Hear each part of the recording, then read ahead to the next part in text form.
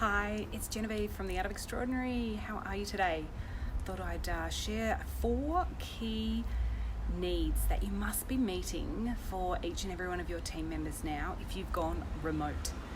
And outside to enjoy a little moment of fresh air and taking a break, because it's really important now, if you are managing a team remotely, that you understand what their core needs are, what their drivers are, so that you can help them manage their time, be more productive, efficient, the cohesion of the team, because that's going to look and sound completely different now with the new working environments that most of us are under. And so let's dive straight into them, because this one's going to be short and sweet. Firstly, are you meeting everyone's need for certainty? Or how can you help a team member meet their own need for certainty right now? So that might be through scheduled meetings, through work plans, through action plans.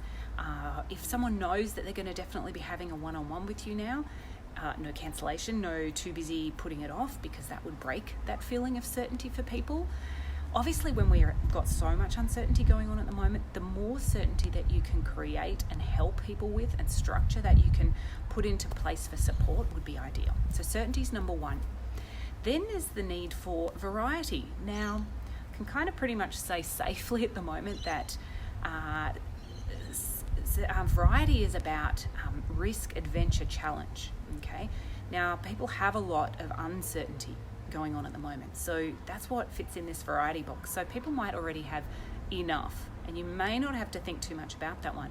At the same time though, if people have gone into their home working environment and they have to be doing the same thing for 8 hours a day, and historically maybe they've been used to having meetings breaking things up, or they go out from their workplace during the day.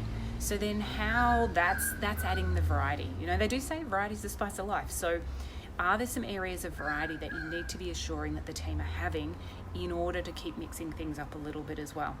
Back to the certainty for a moment as well. Forgot to say that certainty covers off on things like safety, comfort, and security. So how secure is your team feeling now? And remember, for some businesses, it might be 1 to 2 weeks into this remote working environment. So perhaps then you need to be checking back in and just to be reassuring, recomforting people. Another one on certainty that's really, really important is their tech working? Okay, is their tech working? Are they set up safely? Can they sit in comfort?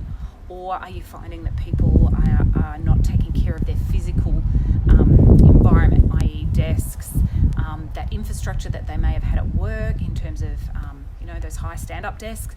People don't have that kind of stuff at home. Like, I've heard of people working on their beds. So you really need to help with that certainty of how can we meet our team's need around that. Another one I really want to cover off on certainty is assumptions now around stability and capability of their internet connections, because it's not going too great in some different areas as well. And then also very much like, who's paying for these internet connections now? Who is covering some of the phone bills for then phone usage? That's a thing where people might feel really uncertain. So what certainty do you need to be giving as manager, leader, employer for people as well?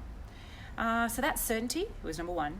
Covered some variety. Then the next big one, significance. And that's people want to feel really valued and important. Okay, so that's things like, if you have a large team, let's say you've got like 15 or so on a group Zoom, a meeting, in your team's meetings, people aren't going to feel super significant. So how do you make them feel valued and appreciated as a group, as a collective, as well as then individually? Please work on that one. That is your one-on-ones. That's little messages, that's checking in, that's not overloading with work or expecting or assuming that they're okay when they may not be. And to just simply ask, how are you, would be really, really valuable. The third and final one that's really crucial then is connection. Okay, these are 4 key human needs that need to be met. And connection is so very important, because many of us love working in an office environment. That's why we go to work in that space. Speaking of connection, got a lovely little family walking past, so you'll hear that noise.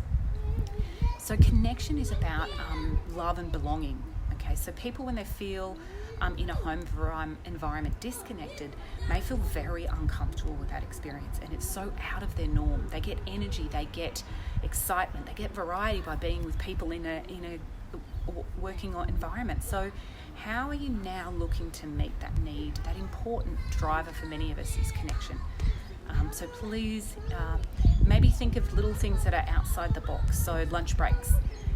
Yes, people can take a lunch break and go eat elsewhere, but you could have some lunch-ins where people can have a bite, have a chat, have a yarn, have a laugh, tell stories, discuss things. Just make sure that you've got that beautiful workspace connection, care and nurture going on, not just, you're now at home, work, do your thing. That's really be that empathetic leader. And now, connection may not be your core driver, but it could be another of your team members. Significance may not be important to you, but it will be to someone else. We're all different. Ideally, generally people have 1 to 2 as their core drivers, and we need to meet all of them. And you'll see as the weeks, unfortunately, to months progress now as this remote working environment takes hold, that you'll see those drivers play out in a really positive, healthy way. Then they can also play out a bit less healthily. And so you'll hear significance being met through perhaps some drama or dissatisfaction or complaint. And you're going to start hearing the I, me. So get on top of it. Be really proactive rather than reactive around these needs, because you might just find you can nip things in the bud a lot quicker and more efficiently. In the short term, as leader, it's going to take work.